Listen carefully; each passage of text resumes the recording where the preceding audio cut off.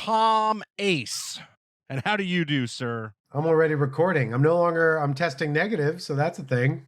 Wow. I can now see the world. How are you doing, man? Any better? Same? Yeah, same. I'm laying off the medicine. Well, I took some nasal spray so I can breathe, so I'm fine. And I'm just going to lay off a little bit so next time I take it works again. No, drink lots of fluids, do a humidifier. Oh, we bought 2 humidifiers in the last month, so don't you worry, Scott. Good, I was really worried about it. And then she found out that Vicks is deadly to dogs. Huh. So that was right after I bought 8 boxes of Vicks-laced Kleenex. So I had to throw out 8 boxes of Kleenex and go buy more. So when this all dies down, let's do a double date. Let's do an adult night. Holy shit, Scott. Are we ready for this? Are you ready for this? Yeah, we got to work on our pronunciation of things on this one. Yeah, I'm going to launch. I got Wikipedia as a guide. Okay, I'm going to launch into it and then start with a massive apology.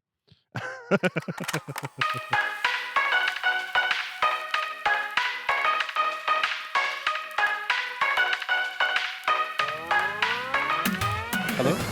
Hello? Hello? Hello? If you can hear this, it's not too late. I return to warn you. This is Time Pop, a podcast that discusses time travel and pop culture. There are spoilers. I've seen the future, and nothing is sacred to these folks. Your past, present, and future are sure to be ruined. Even if you could go back in time, as I have, you will never forget what you are about to hear. You've been warned. This is Time Pop.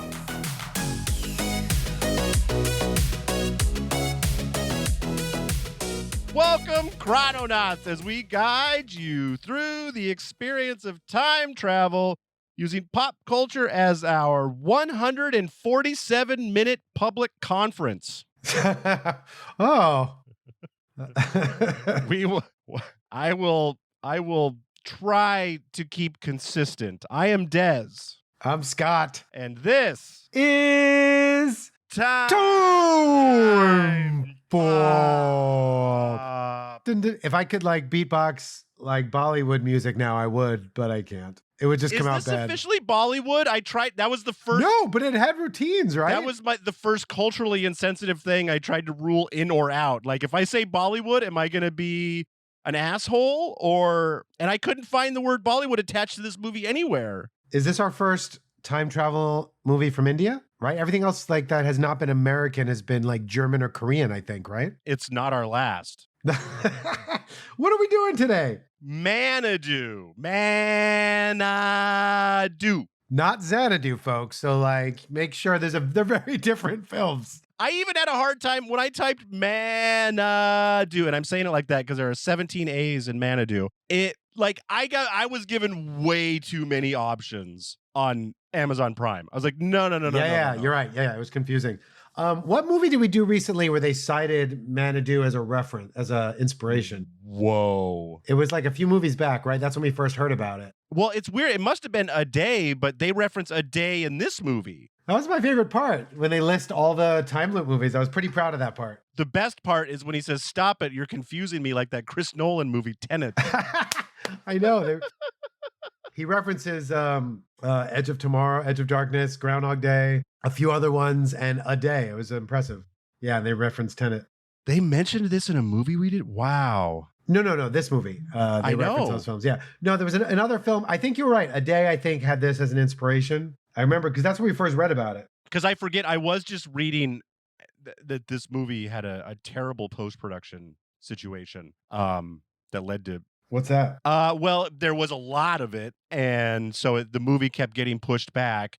So some people started to sue the production company for lost wages because the movie wasn't being released. Wow. And then other people were going to protest its release. It's so weird because people were mad because they weren't getting any money, but they were going to protest the release of the movie, thereby probably forcing it to make even less money. So it says A Day actually inspired South Indian political drama movie Maanaadu, in which the protagonist... Oh, so it actually inspired Maanaadu, which makes sense that they reference it. Yeah.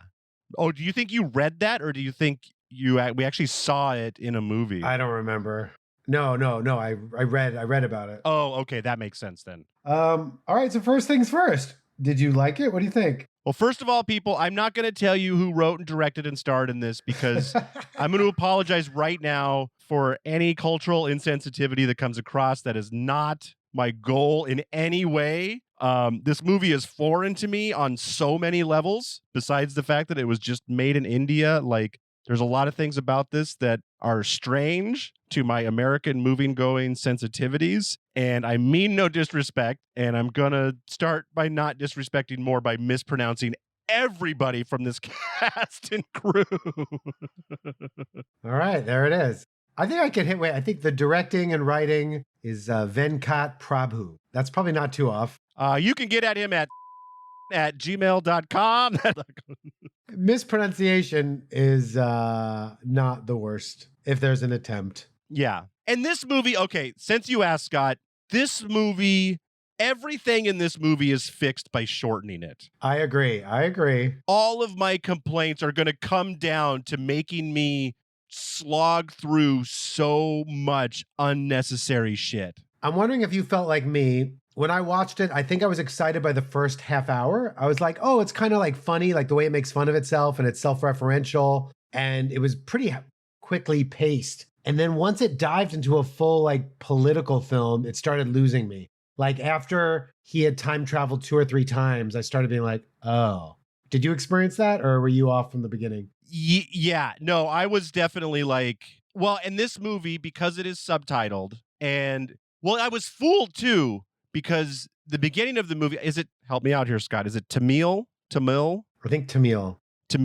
And that has like, that's like Indian/English. Yeah, I know. It's like half English, right? So like the opening scene was a lot of English. So I was like, oh, thank God it's dubbed. Like I know that dubbed is not good, but I like to be able to write a note and not have to pause. Like if I could just look away from the TV for 30 seconds and not lose everything. But this movie, like I had to stare at it the whole time. And so it took a lot of effort to watch. And so like I started getting frustrated as it just kept going on, and I would like pause it to write a note or pause it to go to the bathroom or pause it just to fucking breathe for a second. And I just couldn't believe how little time had passed. And I was just like I would press play, I would watch what felt like a half hour of the movie, and then I would pause it again, and 8 minutes had passed. Yeah, I agree. I was just like, no. But wasn't it? The tone changes, right? Like, wasn't it really like over the top funny? Like when they first introduced the main character, it seemed like he was an actor. Like they talk about him being like looking like Tom Cruise, and it was really funny, and he was suave, and his banter with her is like very witty. And then later on, it's like pretty serious and like political. And I just lost the tone. It's kind of all over the place. They have a Bollywood sequence out of nowhere. Yeah. Or at least what seemed to us as one. There's a musical dance number. And what is the base story of our character? He's kidnapping the bride to marry a different person? So yeah, I didn't get that whole kidnapping for marriage thing. It took me, I didn't get it.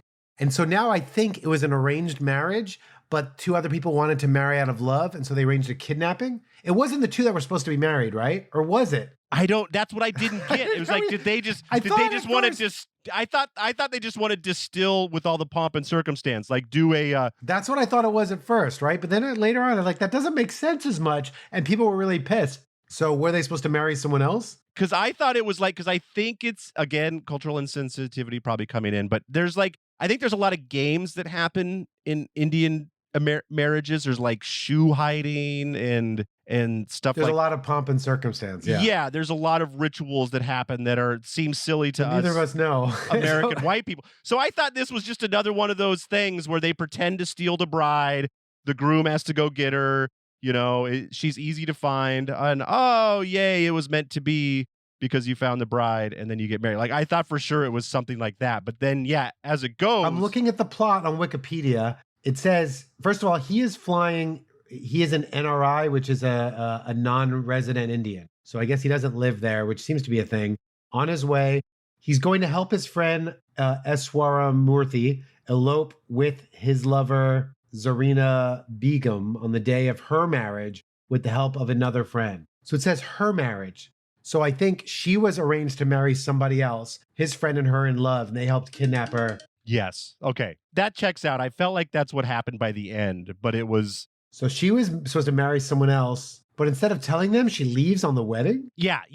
Anyway, That. he's flying her to help her elope. And is he, I forget, is he her brother? Or is he just a friend of the groom? He's a friend of the groom. And this movie we're going to jump all over the place, people, because this movie is way too long to stay focused all the way through. Oh my God. And of course I have it on in the background. I kind of liked the non-smoking Oh yeah.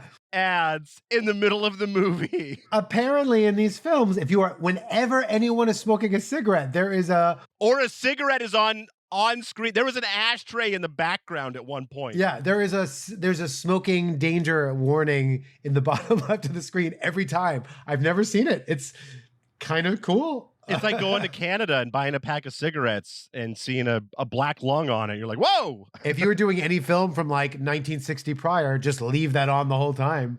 If it's a Humphrey Bogart film, just leave it on. Just watermark the whole thing. Okay, so in the basic premise, they do this to help. He meets this woman that he's talking to on the plane. Some very witty banter. I think there's like a thing between them. How does he die the first? Oh, right. I know how he dies the first time. Keep going. So they're helping these people elope. They're in the car. As they're driving, this guy runs right in front of the car and they hit him. And they're concerned about it. And then the cops kind of come up, right? With Rafiq, who's kind of this very dangerous guy that has his own theme song every time he shows up. Oh, I will say the soundtrack to this movie is dope as fuck. Yeah. Like, unfortunately, for a 2.5 hour movie, it needed more songs because they just replay the same 4 songs over and over and over again. Every time Rafiq shows up, he's just got his own like badass theme song, and it's always slow motion. So much slow motion. It's like a Star Wars sting. Like every time Darth Vader's dun dun dun dun dun dun dun. I want every time that I approach Ari that like I get this really suave music and I take my glasses off in slow motion and I approach her every time. A no smoking sticker Yeah, appears on your forehead because you're so fucking cool. Yeah. So I think that first time they pretend like the cops are like taking them hot, but instead they take him to a secret location and he threatens to kill his friends if Khalik doesn't shoot the So let's skip ahead a little bit. The guy they ran over was supposed to be the patsy. Yeah. Was supposed to be in their scheme to assassinate. Assassination attempt. Whoever's in charge. I'm not sure what the role of that person is. Is it CM? A prime minister? CM? Whatever that is. What we would call I think it's the same thing as a prime minister in our language. And so since they ran him over with a car, they forced our main character to be, we think they're forcing him to assassinate. Right. And then we find out pretty quickly that they're forcing him to be the patsy in this assassination. So in that first one, I think he actually shoots him, right? No, he doesn't. The first time he doesn't? He doesn't. He never pulls the trigger. It kind of looks like it.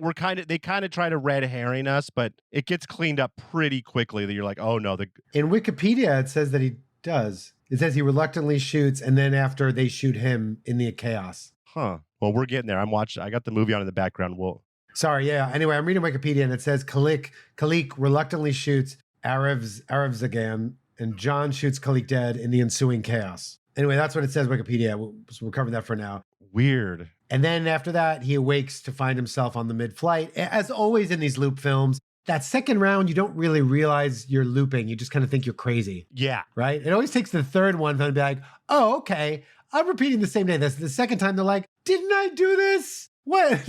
This all seems familiar. And this movie glosses over the most painful part. Like, loop movies are hard enough because you're waking up with all this knowledge and then no one around you has it. But in this massive political thriller, he has to instill so much information into everyone else's head. And like, he's going through that hundreds of times, convincing his friends, that there's this assassination plot, and convincing the girl next to him that they find out, I don't know if we mentioned this, but the two sitting next to each other on the plane, they find out they're going to the same wedding. And the first time they're like, hey, why don't we just go together? Like, let's make it easy. And then of course he's weirder and weirder every time. And so it takes this. Oh yeah. He tells her these weird lies and stuff about him. It's like witty banter. And then it's just kind of strange. Yeah. But he's able to convince these people fairly quick, which I guess you would get good at so maybe it's not that far-fetched, but like I mean, at best it's exhausting. At worst, if you say one wrong thing, you're not going to convince them in one of your loops, and you're going to just have to shoot yourself and start over so you can convince your friends to help you out. So I think in the second round, the same kind of thing happens essentially, right? Yeah. But now he kind of saw someone up in the rafters the first time. So now the second time he's just staring up at the rafters, and he definitely sees the cameraman. So I'm coming up on the first assassination. Yeah, it sounds on Wikipedia. It says this time, Khalik is shocked to encounter Rafik again. This time unscathed. Rafik enters his car, attempting to flee the police. The police catch up to them, and then Khalik is shot dead. This time. So this goes on and on and on, and like most movies like this, he decides to try a slightly different tactic. Like, okay, I'll stop going after this guy, and I'll go after this guy, and nothing really works. He's slowly working his way backstage to figure out who's pulling all the strings. And Zarina's brother dies him.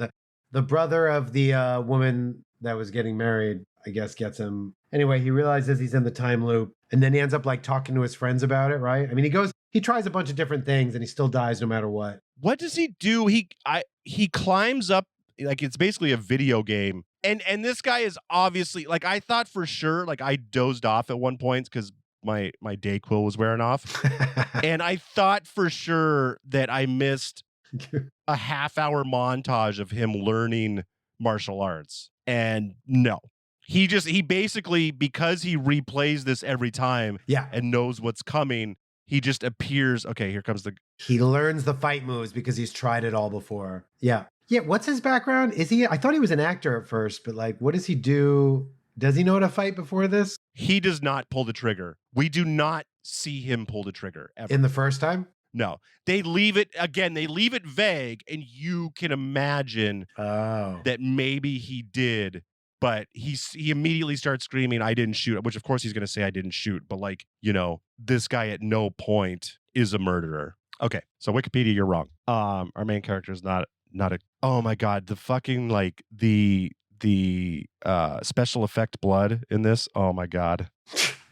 This movie, what I don't understand about this movie is it obviously had money. Oh yeah, it's high budget, right? There's a lot going on. There's huge sets. So why throw so much money into one area and so little money? Like, did it just cost so much? Like, because some of these actors, like, did they get any of like the real politicians in this movie? There's no real politicians in this movie, is there? I wouldn't assume so. It doesn't say it. But... So what's relevant? Wikipedia is doing a good job of like breaking it down to the minimal stuff. So he's talking to his friends about, and his friends believe him as far as I can tell, about his time travel, his looping. And the girl helps him realize because he'd been born in, and again, I'm sorry for the pronunciation, in Eugene, in Cal Barav's temple. Eugene, Oregon.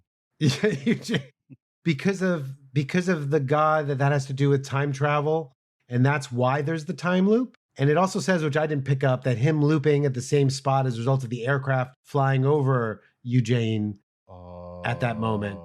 And anyway, that's because of those factors. They're saying that's why he's in the time loop. Because they kept showing the map, and I didn't understand why. So I didn't understand it. I didn't understand it until I just read it just now. Yeah.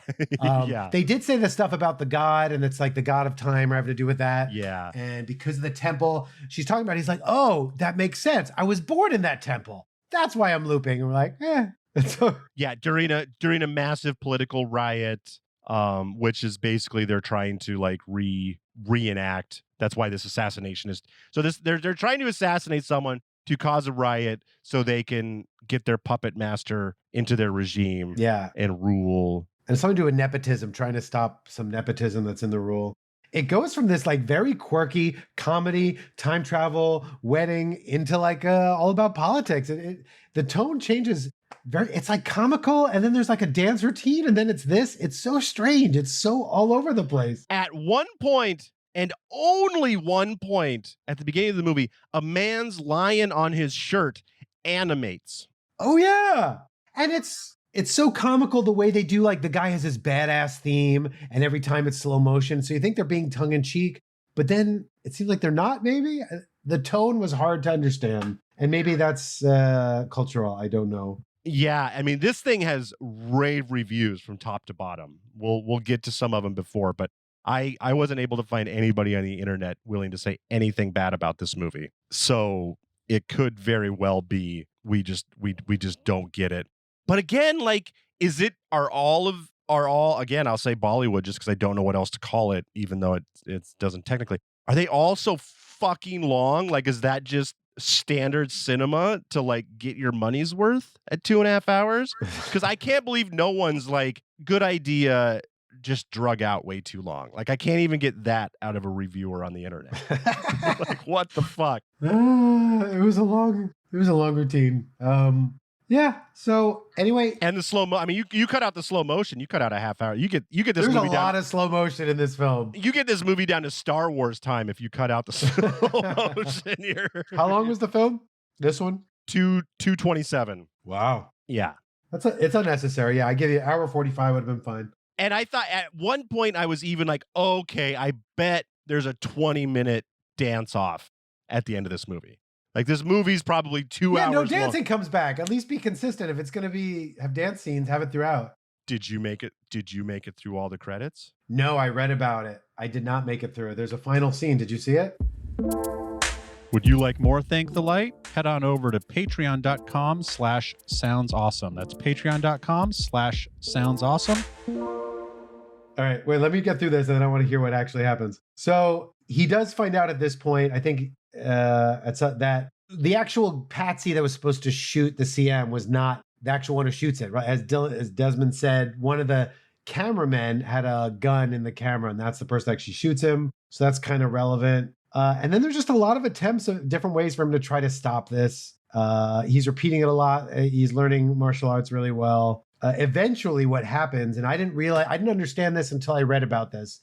His blood gets mixed with Khalik, with his kind of nemesis here. And once that happens, every time he dies, they both go in the loop. So now the nemesis is remembering this, and then now they're both looping, which that's interesting. That doesn't happen often. It has happened, right? And you know when it happened? Palm Springs. A day. And a day. Yeah. Oh, that's right. Yeah. That exact thing happened in a day. Yeah. Yeah, I noticed it too when they showed they do a lot, and that's another thing too. We see a lot of characters recall in full details from the movie we just watched, which is good. Like, we need because there's a lot going on, but they, like, instead of just showing us the 5 seconds that matters, we get a whole 5-minute recap of something that happened 45 minutes earlier.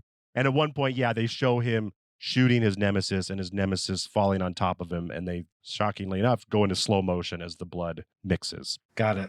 So now this guy can't figure out why he's looping. And he's just furious because he's going to be dark. He's basically... Nothing he does. Yeah, he's trying to get the CM killed. And nothing moves forward because it keeps going back. He can't progress. Yeah, he's basically going to be Darth Vader to the Emperor. And so he's just pissed off because he just wants to be number 2 in this new regime. Right. And keeps waking up and he keeps getting angrier and angrier at the bellboy who keeps slipping on his floor.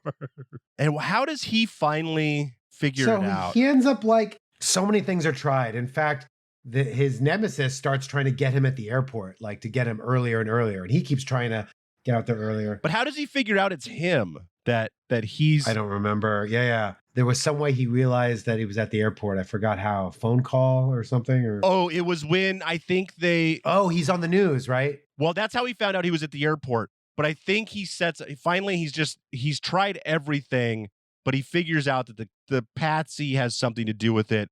So he takes the patsy's place, right? During the day, and they're like trying to kidnap the patsy to do their plan, and he's just like, nope. So our hero eventually tries to get to the politicians and warn them and say cancel the conference, and they won't. And eventually he gets them. He's like, look, if you don't believe me, because he never tells them he's time traveling because no one's gonna believe him. Just like, I just know. Except, please sir. Except everybody he told believed him, but that's beside. That's true. Yeah, his friends did. Yeah. So, but he says to the politicians, he's like, hey, go fake like you're having like heart problems. Say that you can't go on, and you'll see if they insist that you have to do this conference. Then you'll like past a reasonable level. Then you'll see that's why they want you to do this for the assassination and for the riot. And sure enough, that happens and they believe him. And then there's this big turn of events where they stand up, but then people get shot. It's kind of all over the place. And then I think he ends up like taking a bullet for the CM. Oh, and don't worry, everyone. There's still 45 minutes of this movie left. Yeah, right. At this point, it seems like this is the final scene. I get it. He finally told the politicians they confronted him. No, we're gonna do this a few more times still. It's just way too many times. He chases down. So fine. Yeah, that's right. Because then he's like, then of course it happens that he's got to save someone's life, but of course that person dies like 8 minutes after his plane lands. So he's got to keep coming up with ways to figure out how to, and we watch every fucking one of those scenes. Their goal eventually is that like, hey, we can't kill this guy. So you just got to keep him like trapped and imprisoned and tied up. And then we can move forward. You just got to lock him in a room somewhere because once he dies, it resets. And I think they've all figured out that like this has some religious attachment to it. So they're all fairly confident that if they can just wake up on the 11th, everything's fine. Because at this point, there's really no reason to think that if this guy dies 20 years from now, that they're just going to wake up. That's what I'm saying. Let's say they locked him in a room and they just fed him minimal amounts to keep him alive. But if that happened for, say, they did with their mission 30 years later, and then he dies, then they're all the way back to repeat the same 30. There's no reason to believe that wouldn't happen. Yeah, not at all. They got to keep this guy a prisoner and so healthy.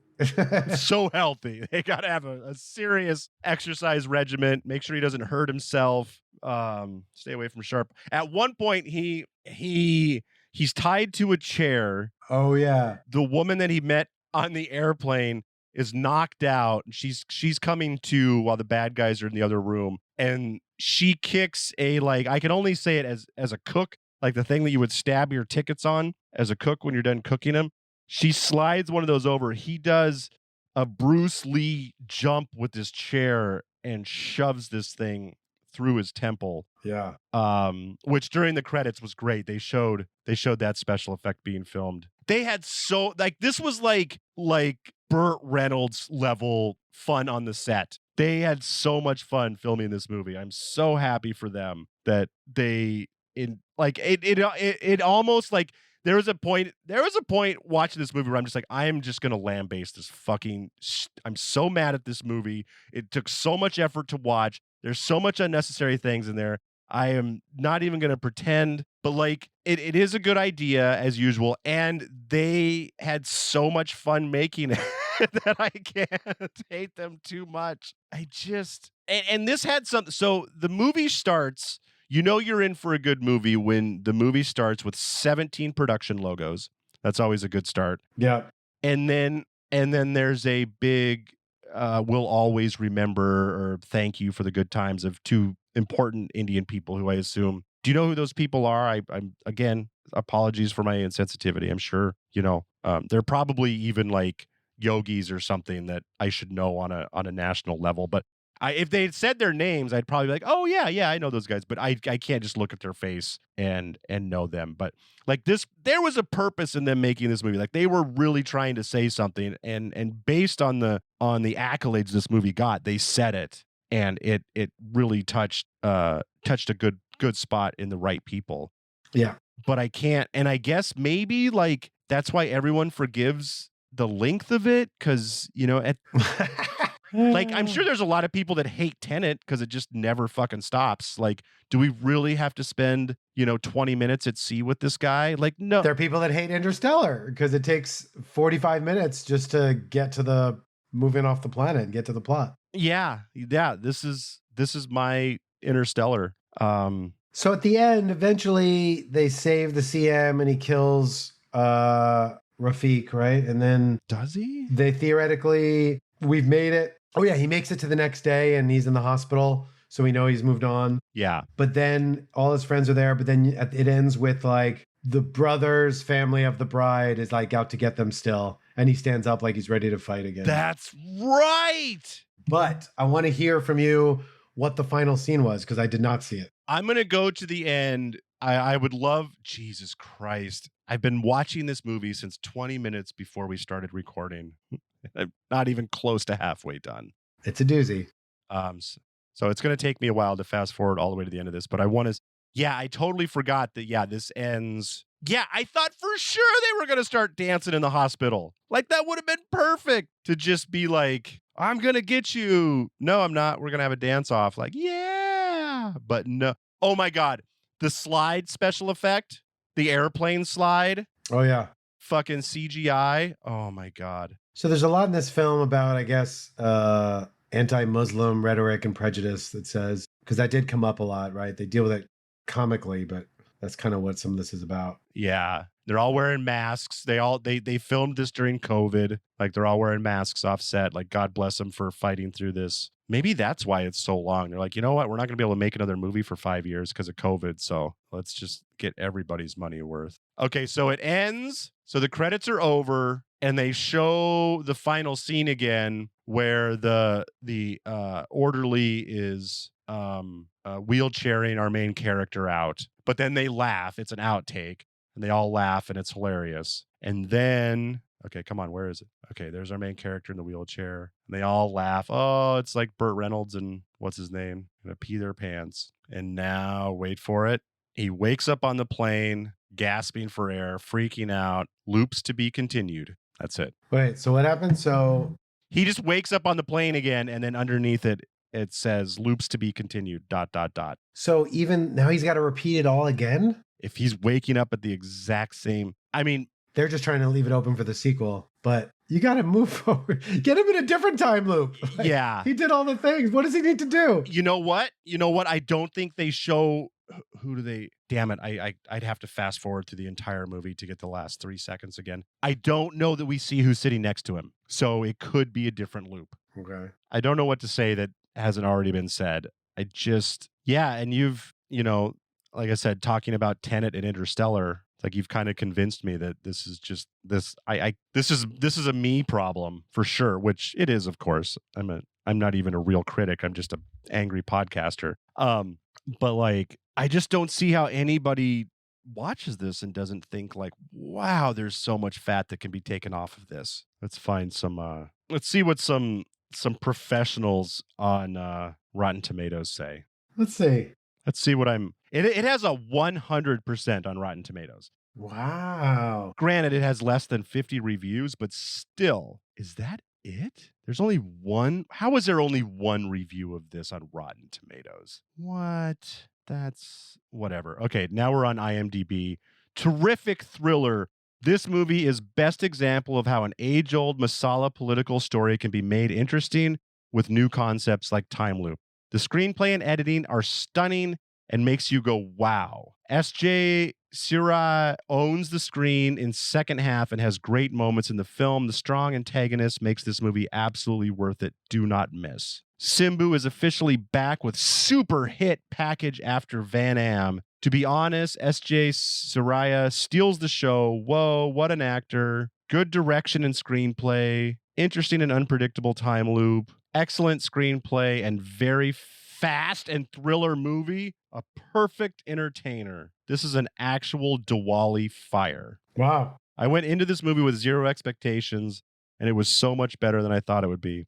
People have tried different things in Collywood in past with little success. While this different attempt deserves credit, if the movie is bad, it's just bad. But Tamil audience gets up in arms about the bad reviews and says you'd watch the exact same concept in a Hollywood movie, but you trash it in Collywood.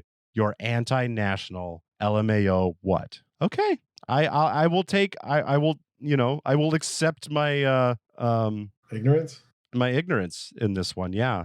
Okay. The time loop concept is regionalized superbly. They added nice mass masala, and the repeated scenes are handled cleverly. It's definitely the comeback movie for. They keep saying STR. I don't know what they keep on shortening these actors' names. I don't know them well enough. Manadu is a feast of sound, vision, even taste. It is noteworthy that Venkat Prabhu tells a complex sci-fi story, but it is completely plausible with a good first half of being confronted with a film whose plot one can predict. Blah blah blah. Okay. All right. So yeah, I think my I will still say I think because there were so many repeated scenes. I will still say that it's probably too long. I feel like they could have cut out like the first one, like when he's doing like the video game scene of fighting his way. What I thought was this is the scene I woke up in the middle of. What I thought was a wine bottle factory, because he smashes so many wine bottles over people's heads. That was done really, really well. Like I liked how that one was awesome because they didn't restart every time. We saw him die, and then in a beautiful editing, he was just reborn at that moment, which he's not. We know that he's got to go through the entire day to get to that moment. But as a fume viewer and an ability to move the scene forward, he just kind of like, does a quiet death and then lifts his head back up, and then now does that the last 3 seconds over. Like that was so brilliant. Like if they had done that in the car chase at the end where he's trying to save the guy from getting hit by a bus. Like if they had edited that the same way they edited that fight scene, awesome. Way better, less repetition, probably cuts 5 minutes out of this movie. And they could have done that a few more times. Like they have an example in this movie of how to do it. And then they don't do it. Yeah, I mean, they got to change it up as it goes to keep it fresh. I don't know. No, Scott. No. Okay. Well, welcome to the Loop Factory, Manadu. Yeah, and I think we're going to watch Django sooner than later, just because it's a time loop film made in, I think it's another Collywood. I guess we'll just start saying that like I know what I'm saying. A Collywood time loop movie that came out that same year. Oh. So, I am willing to put myself through that in order to, figure out what's my own ignorance and what is not a very well-made movie. For us. There's a great movie here. I like the nuts and bolts of this movie, and I just don't think the final edit was a little insistent upon itself. And I think the final edit could have moved along a little bit faster and made for... They are planning a sequel, by the way. Thank God. I'll watch it. I mean, time loop films are tough. If time travel films follow tropes, I mean, the loop films really do also. Yeah. I still think we should do a top time loop film list, top 10 time loop films. I think that's... Have we watched 10? Absolutely. Have we? Name them. Okay, I'm going off the top of my head. So clearly Groundhog Day, Edge of Tomorrow, Boss Level, A Day, Palm Springs, Manadu. What's the one with the two teenagers? Map of Tiny Perfect Things. Oh, and the what? Meet Cute? Meet Cute? Meet Cute. Oh, what's the one? Time Freak? Do we see that yet? That's not he loops in it, but it's just a time machine. He does a lot of looping in it. Okay. But he's not caught in a loop. We got more. I think we've done one or two more that I'm not thinking of. I'm just going to make the order as like, if you can remember them, you're remembering them from the best to the worst. So you just did our list for us. Edge of Tomorrow is the best for me. Absolutely. Edge of Tomorrow there's like a reason. It's the aliens thing. Yeah. The blood of the alien. And there's a very definitive way to beat it. And it's really cool. They utilize all the time. Groundhog Day, there's never an explanation except to be in love. That's always my fault with it. But it was the first that I can think of to involve, it's the first looping film, right? It's like the Back to the Future of loop films. Yeah. Yeah, absolutely. Palm Springs was really fun. And we'll be watching Groundhog Day soon because we are going to make this podcast our own personal Groundhog Day. And every February, we are going to watch Groundhog Day. So stay tuned. Over and over the whole day. All day long. We're just gonna broadcast live. 24 hours of Groundhog Day. I loved that, like, again, a different culture, that like mustaches are so ubiquitous that they like, that's how they name our main character. That's how they're like, who do I get? Who am I chasing? What am I doing? The one without the mustache. Yeah. I love that. It's just like, get the tall baby. That's hilarious. Oh, as I am currently the most unshaven I've been in a long time, except for my head. I shaved my head on January 1st. Oh, yeah. And I quit shaving my face because I just gave up. Yeah, we're not doing the Thor look anymore. No. Nope. I had my fun with my long hair, and I've been slowly, like, every time I didn't want to just chop my long hair off. So like every time I got it cut, I got it a little bit shorter. And then I just personally got out my 1-inch clippers on January 1st and just did it in my front yard. So, I mean, if the state of your nation was in thrust, you would want to be part of this loop, correct? Say this again. If the state were in flux, if I was going to save the day. Like I know you're not going to choose to live this movie, but right, if it's going to save democracy. Yeah. Maybe. I mean, God, that's torturous to relive the same day in this. This is not like Palm Springs. It's not like just doing fun things.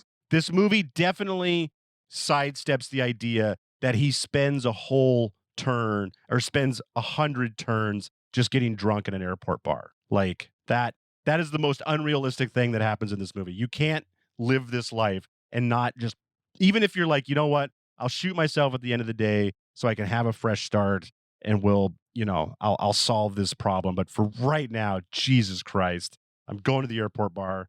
I'm gonna watermark this scene. At least, like he's getting a pretty good rapport with the girl sitting next to him. Like he could probably, get a little kissing and hugging going on by the end of this long day.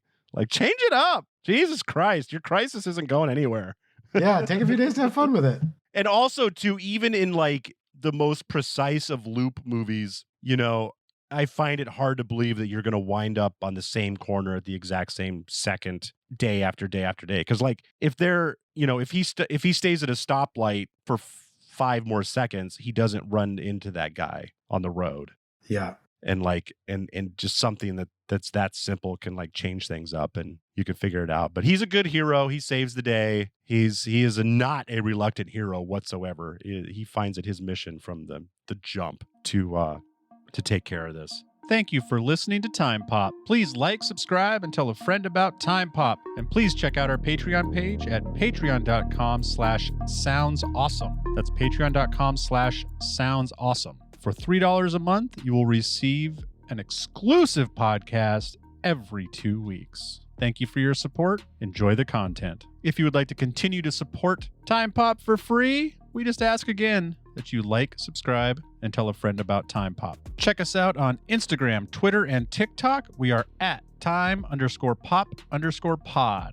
At TimePopPod. Please send us your movie recommendations to timepoppod@gmail.com. That is timepoppod@gmail.com. Any questions or comments from this or any other episode to timepoppod@gmail.com. Looking for another great podcast to listen to while you wait for the next episode of Time Pop? Head on over to whatsoundsawesome.com and check out our great podcast lineup. We have comedy spirituality, The Wheel of Time, fitness and nutrition, and coming soon, Movies Are Us. That's right. Movies Are Us is coming to the Sounds Awesome Network, where we will be discussing, you guessed it, movies based on all the great stuff you used to be able to buy at the beautiful brick and mortar Toys R Us. If it's a game, if it's a board game, if it's a video game, if it's a toy, and they made a movie about it, we're going to discuss it. Stay tuned for Movies Are Us. Found at whatsoundsawesome.com, along with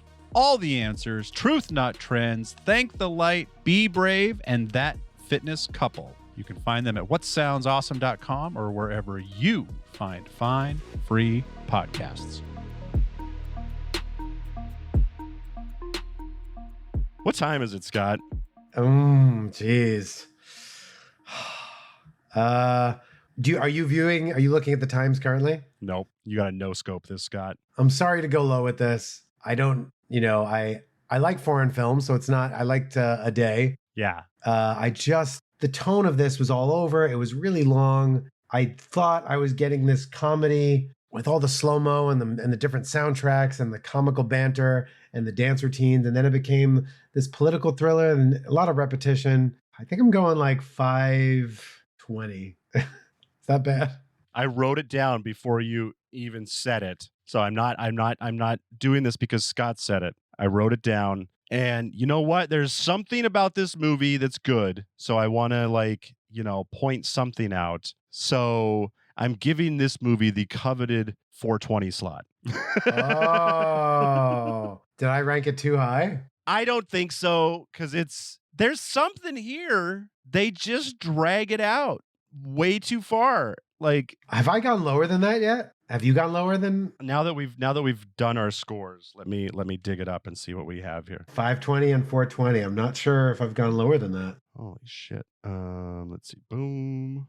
Boom. Because I liked A Day better. Well, and we weren't doing our rankings yet, so we don't Oh. have any record of what that movie is. There it is. Oh, you went lower on In the Shadow of the Moon. You went 5 o'clock. Oh, trying to remember if that was worse than this. It was shorter. You know what? I'd want to put In the Shadow higher than this. I made that 5? Yeah. I'm going to change this to 445 then. 445. All right. Sorry. Yeah. If I had to choose between the two, yeah. Yeah, it's just this one is definitely my lowest by a shout. Okay. My lowest. I gave 57 seconds 5 o'clock. Yeah. So, yeah, sorry everyone. You know, we've watched 100 time travel movies. Our fucking opinion has to count for something. Yeah. Something, you know. And there's foreign films we've liked. It is not because it is foreign. It is just maybe we're missing.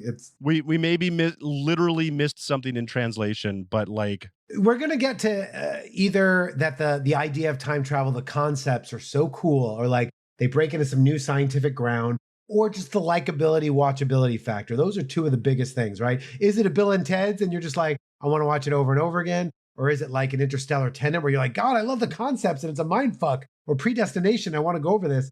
And if it's not getting either of those, it's a tough thing to pill to swallow. We're gonna rewatch Paradox at some point this year because I have convinced myself that is a great movie, and I need to find out if 100 movies later I just don't remember what a good time travel movie is. Yeah, and I want to see frequently asked questions about time travel again. That was one of the early ones. Yeah, that was fun. Yeah, absolutely.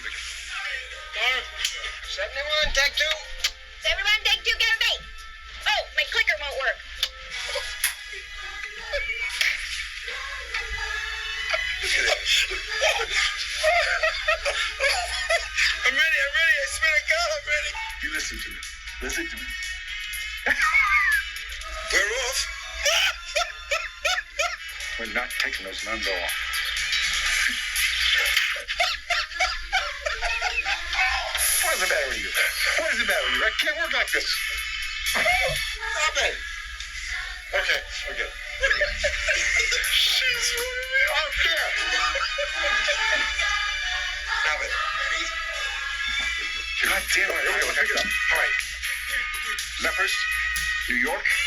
No, Leopard State. Wait a minute, I got something. This one.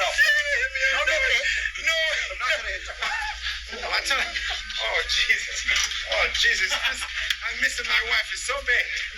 I'm not gonna hit you. What? Okay. I'm ready now.